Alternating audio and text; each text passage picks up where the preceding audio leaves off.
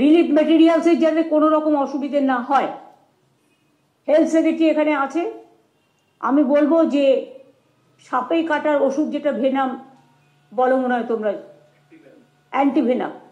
Antivenom, এই ওষুধটা যাতে পর্যাপ্ত পরিমাণে ক্যাম্পে এবং জল প্লাবিত এলাকাগুলোতে থাকে সেটার জন্য স্পেশাল কেয়ার নিতে হবে।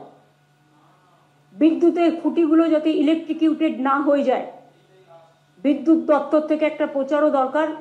আপনারা সোশ্যাল নেটওয়ার্কে প্রচার করুন ডিজিটাল করে, যে দয়া করে বর্ষার সময় ভেজা হাতে কেউ বিদ্যুতের খুঁটিতে হাত দেবেন না, বা ঝড় বৃষ্টি চলাকালীন গাছের তলায় দাঁড়াবেন না, এবং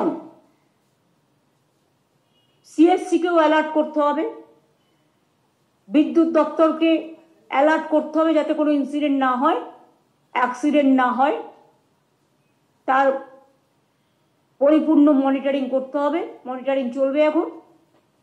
স্বাস্থ্য দপ্তরকে পর্যাপ্ত পরিমাণে ডায়রিয়ার মেডিসিন, সাপে কাটার মেডিসিন, জ্বরের মেডিসিন, বৃষ্টিতে ভিজলে ইনফ্লুয়েঞ্জা হয়, যাতে কোনো রকম কোনো অসুস্থ মানুষ না হয় সেদিকটা দেখতে।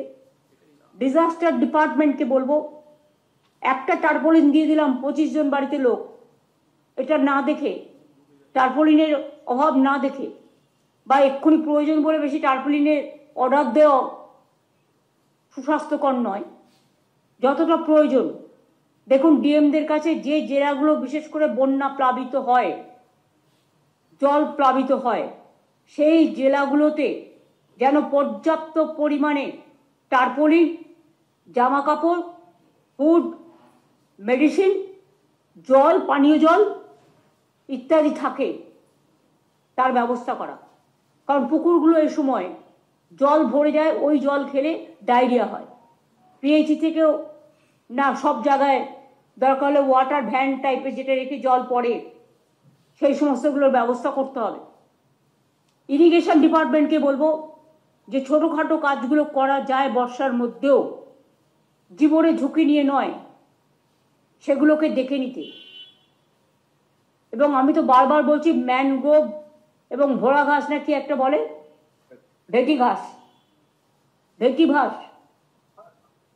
ভেটিভার ঘাস, এই দুটোতে কিন্তু নদী ভাঙন অনেকটা হয়। আমরা 5 কোটির ওপর ম্যানগ্রোভ অলরেডি লাগিয়েছি, কিন্তু ভেটিভার ঘাসটাও লাগানো উচিত, যাতে বিশেষ করে এই সমস্ত জলগুলো, অবশ্য এই যা জলের স্রোত, একে আটকানো খুব মুশকিল। ঘাটাল মাস্টার প্ল্যান যতদিন কমপ্লিট না হচ্ছে, কিছু কিছু কাজ শুরু হয়েছে, কিন্তু আশা করি 2 বছরের মধ্যে কাজটা এমার্জেন্সি ভিত্তিতে করে দিলে অনেকগুলো লক্ষ লক্ষ মানুষ অনেকটাই উপকার পাবেন।